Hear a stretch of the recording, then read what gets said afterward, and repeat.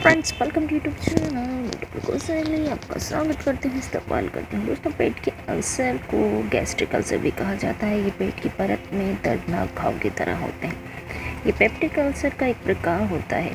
Peptic ulcer पेट और छोटी आंतों की अन्न प्रणाली के स्तर पर होने वाला घाव होते हैं।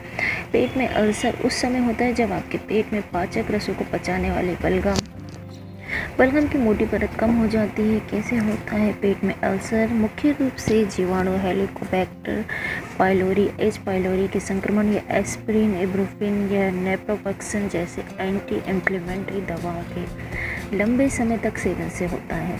दोस्तों, आज इस वीडियो में हम आपको बताएंगे कि पेप्टिक अल्सर में आपका खान पान यानी डाइट चार्ट क्या होना चाहिए। हम आपको पूरा सप्ताह का वीकली डाइट चार्ट हम आपको बताएंगे। दोस्तों, पेप्टिक अल्सर के लक्षण क्या होते हैं, इसके कारण क्या होते हैं और इसके घरेलू उपाय क्या है वो भी हम आपको बताएंगे। उस करके आप अपने पेप्टिक अल्सर की बीमारी को सॉल्व कर सकते हो। लेकिन दोस्तों, अगर आपने अभी तक चैनल को सब्सक्राइब नहीं किया हो तो प्लीज़ चैनल को सब्सक्राइब करें। अगर आप नए हैं तो आप देख रहे हो नीचे रेड कलर का subscribe button, bell notification, like button, उसको दबाएं। हमेशा हेल्दी रहें। चलिए दोस्तों, बिना किसी देरी के शुरू करते हैं इंटरेस्टिंग इंफॉर्मेटिव वीडियो।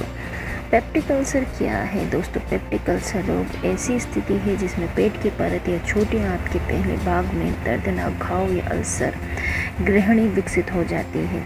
पेट की परत आमतौर पर बलगम की मोटी परत द्वारा अपने पाचन तरल पदार्थों के प्रभाव से सुरक्षित रहती है। हालांकि कई प्रकार के कारक इस अवरोध को कमज़ोर कर सकते हैं, जिससे पेट के एसिड ऊतकों को नुकसान पहुंचा सकते हैं।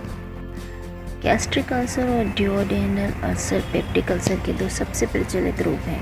अल्सर का स्थान इन पदनाम द्वारा इंगित किया जाता है। पेट में होने वाले अल्सर को गैस्ट्रिक अल्सर के नाम से जाना जाता है। ड्यूओडेनल अल्सर को ड्यूडेनम में पाए जाते हैं, जो छोटी आंत का पहला भाग होता है, जिससे छोटी आंत भी कहा जाता है। पेट और ग्रहणी दोनों अल्सर एक ही समय पर हो सकते हैं। जब आपके पेट में एसिड पाचन तंत्र की शेषलमा यानी म्यूकस की सुरक्षात्मक परत को खा जाते हैं तो आपको पेप्टिक अल्सर हो जाता है। ये पेट की अंदरूनी परत पे खुले घाव जैसा दिखता है। कुछ मामलों में पेप्टिक अल्सर से पेट के अंदर रक्त स्राव होता है, जिसके लिए रक्त चढ़ाने की आवश्यकता हो सकती है। आप दो प्रकार के पेप्टिक अल्सर उत्पन्न कर सकते हो। गैस्ट्रिक अल्सर, ये पेट की परत पर दिखाई देता है। ग्रहणी संबंधी अल्सर, ये ग्रहणी छोटी आंत के ऊपरी हिस्से के भीतरी परत पर प्रकट होता है। ये छोटी आंत का पहला भाग है। पेप्टिक अल्सर किसी भी उम्र में हो सकता है, हालांकि जैसे जैसे आप बड़े होते जाते हो इसका विकास बढ़ता है। दोस्तों, वो हम आपको बताएंगे पेप्टिक अल्सर के लक्षण क्या होते हैं, सिम्टम्स क्या होते हैं। बहुत से लोग जिन्हें अल्सर होता है उनमें कोई संकेत या लक्षण दिखाई नहीं देते। अल्सर वाले कुछ लोगों को पेट में दर्द का अनुभव होता है। दर्द अक्सर ऊपरी पेट में महसूस होता है। भोजन दर्द को दूर कर सकता है, लेकिन ये उससे और भी ख़राब कर सकता है। मतली, उल्टी, फूला हुआ या भरा हुआ महसूस होना कुछ अन्य लक्षण है। ये समझना महत्वपूर्ण है। पेट दर्द के कई कारण होते हैं और पेट की सभी परेशानियां अल्सर नहीं होती।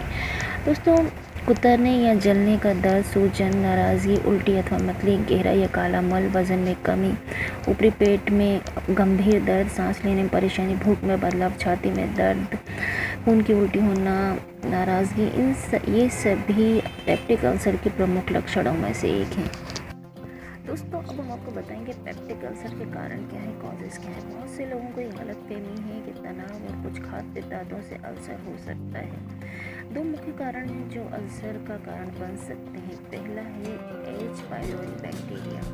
एच पाइलोरी बैक्टीरिया पाचन तंत्र में बलगम की परत से जुड़ जाता है और सूजन, जलन पैदा करता है, जिससे उस सुरक्षात्मक परत का टूटना हो सकता है। क्योंकि आपके पेट में भोजन को पचाने के लिए शक्तिशाली एसिड होता है, ये टूटने एक चिंता का विषय है। एसिड पेट के ऊतकों के माध्यम से इसे बचाने के लिए बलगम की परत के बिना खा सकता है।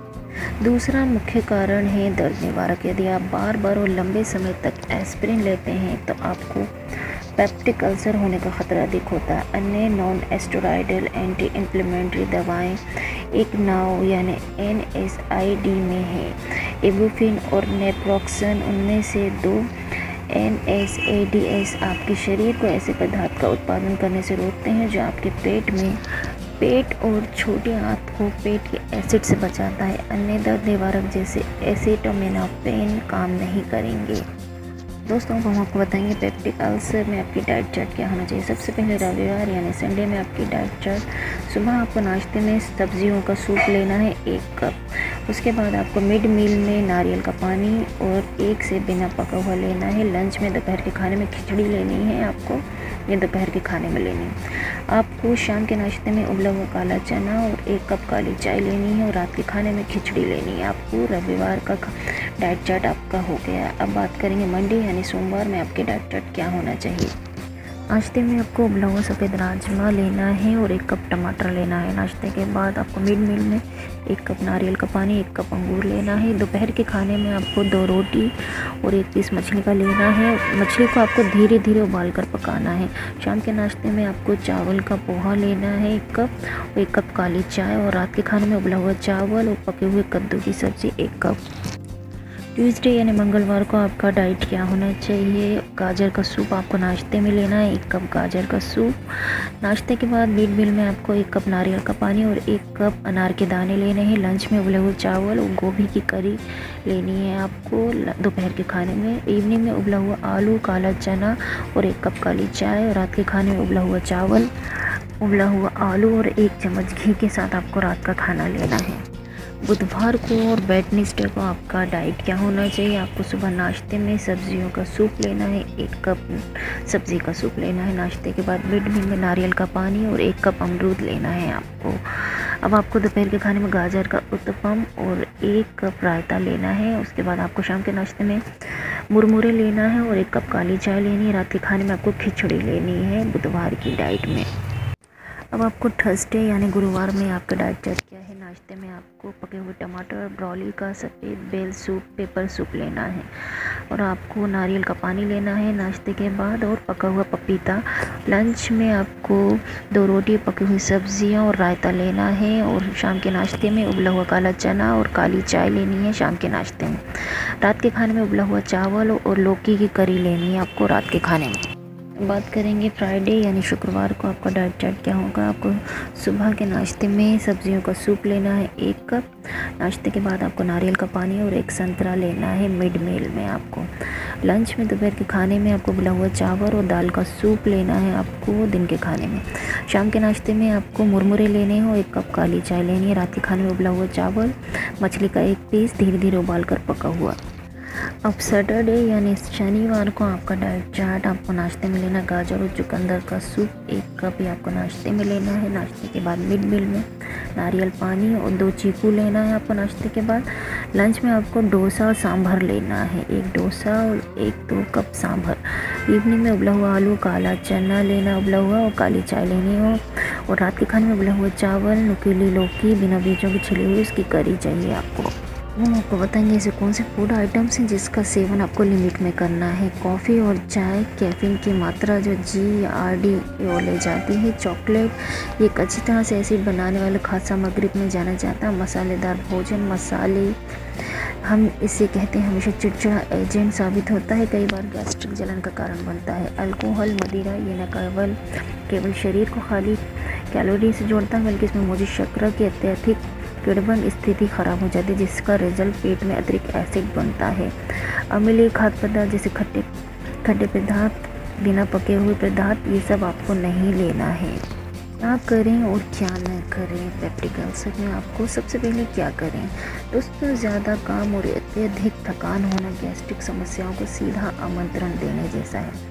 शरीर सामान्य पाचन कार्य को करने की अपनी क्षमता खो देता है और अक्सर पेट में एसिड के उत्पादन में वृद्धि के साथ जोड़ा जाता है। उचित अंतराल पर 1 दिन में 5 छोटे आसानी से पचने वाले भोजन करना अच्छे पाचन स्वास्थ्य की कुंजी है। बिना बात किए धीरे धीरे भोजन करना और भोजन को ठीक से चबाना पाचन में सुधार करता है। यह आंतों की गैस को कम करता है क्योंकि खाने की प्रक्रिया के दौरान कम हवा जाती है और अच्छे से चबा के हमें खाना चाहिए। मेटाबॉलिज्म और आत्मसात की प्रक्रिया में सुधार करती है। सांस लेने का एक्सरसाइज और योगा ब्लोटिंग, पेट और फूलना और अपच और आंतों की गैस के अन्य लक्षणों में राहत दिला सकता है, इसलिए रेगुलर योगा ज़रूर करें। स्वस्थ पाचन प्रक्रिया को प्राप्त करने के लिए एक शर्त है कुशलतापूर्वक हाइड्रेट शरीर। किसी भी गैस्ट्रिक समस्या को रोकने के लिए हर दिन 8 से 10 गिलास पानी ज़रूर पिएं। सुबह उठकर सबसे पहले 2-3 गिलास गुनगुना पानी।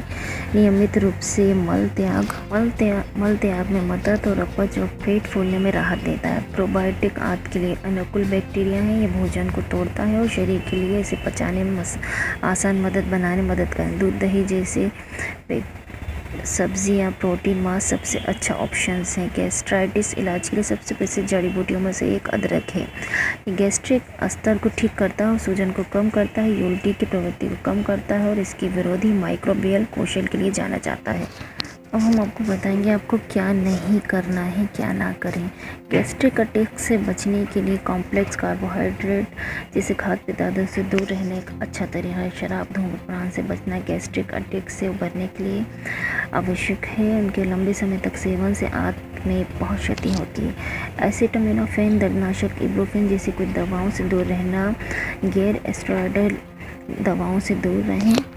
कैफीन युक्त पेय पदार्थ जैसे सोडा, कॉफ़ी से दूर रहें। मिर्च मसाले वाले फूड आइटम से दूर रहें।